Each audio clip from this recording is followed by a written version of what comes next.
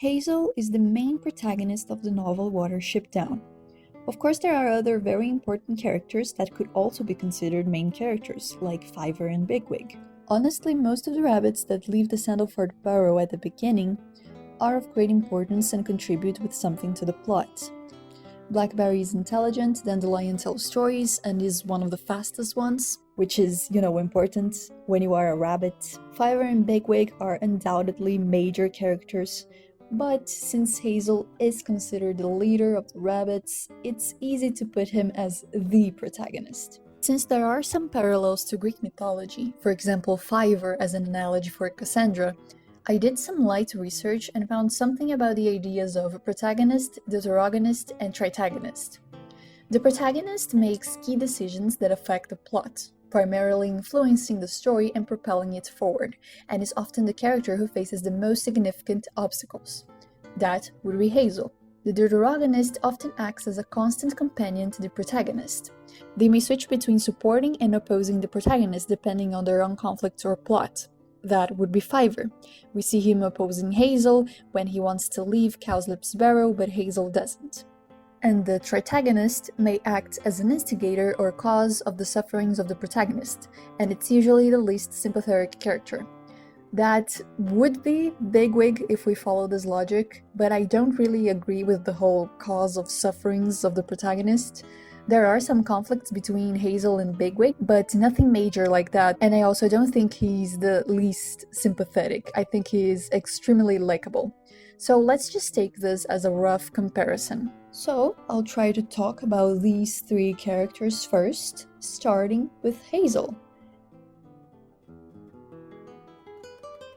Hazel is a great leader, and I think Fiver perfectly puts into words why, as seen in the first episode of the Netflix series.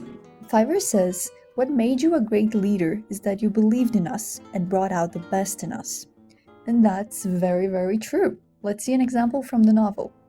In Chapter 8, The Crossing, Hazel and the others have to cross the Enborn River so they can get away from a dog that's loose in the woods. In adaptations like the movie, Blackberry is the one that finds the makeshift raft, just like in the book, but then it's ultimately Hazel who says to get on it and flow with the current. Look! It floats. That's it. That's it. Fiver, get on, quickly. The thing here is that in the book, Hazel doesn't understand how this works. Blackberry and Fiver do.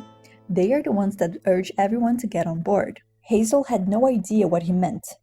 Blackberry's flood of apparent nonsense only seemed to draw tighter the mesh of danger and bewilderment, as though Bigwig's angry impatience, Pipkin's terror, and the approaching dog were not enough to contend with. The cleverest rabbit among them had evidently gone out of his mind. He felt close to despair. Hazel doesn't understand how the raft works, because it is not in the rabbit's nature to understand these sorts of things. They are not necessary for survival.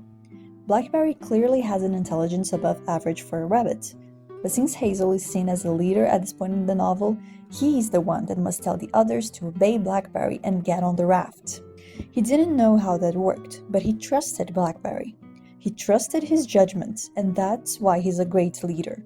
During the last few minutes, Hazel had been as near to losing his head as he was ever to come. He had been at his wits' end, with no reply to Bigwig's scornful impatience, except his readiness to risk his own life in company with Fiver and Pipkin. He still could not understand what had happened, but at least he realized that Blackberry wanted him to show authority. His head cleared. "Swim," he said. "Everybody swim." He is also reluctant to leave Pipkin, who is injured, behind. He is not afraid to put his life on the line to protect others. He is not going to leave any rabbit behind. "I'm afraid that won't do for me. I got Pipkin into this and I'm going to get him out." He is always willing to trust the other members of, the party that left the burrow at the beginning. He trusts them, he trusts their qualities, and he knows they have a lot of great qualities. And it's amazing that he pushes them forward as well. So he knows what Bigwig's best at, he knows what Blackberry's best at. When Pipkin is injured and Hazel, helps him, he sees that Pipkin is very eager to help more, and he acknowledges that, and he gives the opportunity for him to do so. More than once, he is willing to sacrifice himself to protect others, which is, as a leader, this is great. I mean, this encourages, as much as he trusts the other rabbits also trust him because he is willing to put himself forward. So I think it's something that goes both ways. He's logical and level-headed. He knows what's best for everyone, even if they must do something hard. In chapter 17, The Shining Wire, when they think Bigwig is dead after he's caught in that trap, Hazel knows that they cannot stay there and mourn him. Suddenly it came to Hazel that if Bigwig was dead, and what else could hold him silent in the mud, then he himself must get the others away before the dreadful loss could drain their courage and break their spirits, as it would if they stayed by the body. Besides, the men would come soon. Perhaps he was already coming with his gun to take poor Bigwig away. They must go, and he must do his best to see that all of them, even he himself, put what had happened out of mind forever. Apparently, rabbits can grieve for the loss of a partner for several weeks.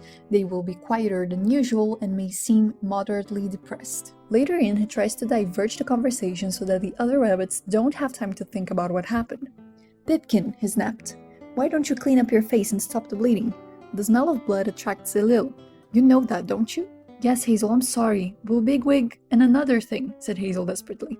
"What was it you were telling me about Cowslip? Did you say he told Fiver to be quiet?" Now, on a side note, thank God Bigwig didn't die, because I swear, as I was reading this, I was on the verge of tears for this rabbit, because I legit thought that Richard Adams pulled a token and straight up killed Bigwig. Fly, you fools! At the beginning of the same chapter, Hazel has a strange dream that only makes sense afterwards. It's a premonition of what is going to happen to Bigwig. It was cold. It was cold and the roof was made of bones. The roof is made of the interlaced sprays of the yew tree, stiff twigs twisted in and out, over and under, hard as ice and set with dull red berries. "Come on, Hazel," said Cowslip. "We're going to carry the yew berries home in our mouths and eat them in the great barrow. Your friends must learn to do that if they want to go our way." "No," cried Fiver. "Hazel, no." But then came Bigwig, twisting in and out of the branches, his mouth full of berries. "Look," said Bigwig, "I can do it. I'm running another way. Ask me where, Hazel. Ask me where. Ask me where." Then they were running another way, running not to the warren, but over the fields in the cold, and Bigwig dropped the berries. Blood, red drops, red droppings hard as wire. "It's no good," he said. "No good biting them. They're cold." Hazel has these sort of premonitions in a different way than Fiver, but these visions also guide him through the journey. The same thing happens at the very end when General Woundwort tries to ambush their barrow. Hazel is told in a vision what he should do. A little huddle of rabbits on the bank of a stream at dawn, listening to the sound of yelping in the wood above and the scolding of a jay. "If I were you, I shouldn't wait until Nifrith. I should go now. In fact, I think you'll have to. There's a large dog loose in the wood. There's a large dog loose in the wood." The wind blew, the trees shook their myriad of leaves, the stream was gone. He was in the honeycomb, facing Bigwig in the dark across the motionless body of Fiver. The scratching from above was louder and closer. Perhaps it is safe to say that this is a message from El Ghrs, since the name of the chapter is, a message from El Ghrs. Okay, so moving on. I know this is probably going to sound weird, but while reading the book, I kinda saw some resemblance between the story and the Bible. I know, but bear with me on this one, I am not crazy. When they escape from Ephrafa, Hazel and his companions disappear right in front of General Woundwort. Looking back, the last thing Bigwig saw was the face of General Woundwort, staring out of the gape in the willow herb where the boat had lain. It reminded him of the kestrel in Watership Down, which had pounced into the mouth of the hole and missed the mouse. They do this by water, and the general and his lackeys are just left there dumbfounded. Well, I mean, it kinda seems like, just saying. And Hazel, after being shot in chapter 25, The Raid, stays at the foot of the hill for 3 days before coming back to the barrow. you know? But I may be reading too much into this at this point. But I don't think I am that crazy. There must be some inspiration there. I mean, the name of the first episode of the TV show is literally The Promised Land, and Richard Adams was Christian, so I'm not that crazy. Well, I think this is it for Hazel. This is more of a character profile than analysis. I just gathered information from the books and compiled them together because I thought it would be fun to do this. I don't really have the expertise to do an in-depth analysis of his character, but yeah, I had fun doing this. I actually bought Tales from Watership Down, which is the sequel to Watership Down. Hopefully it arrives sometime soon, and hopefully I can make a video about that, maybe.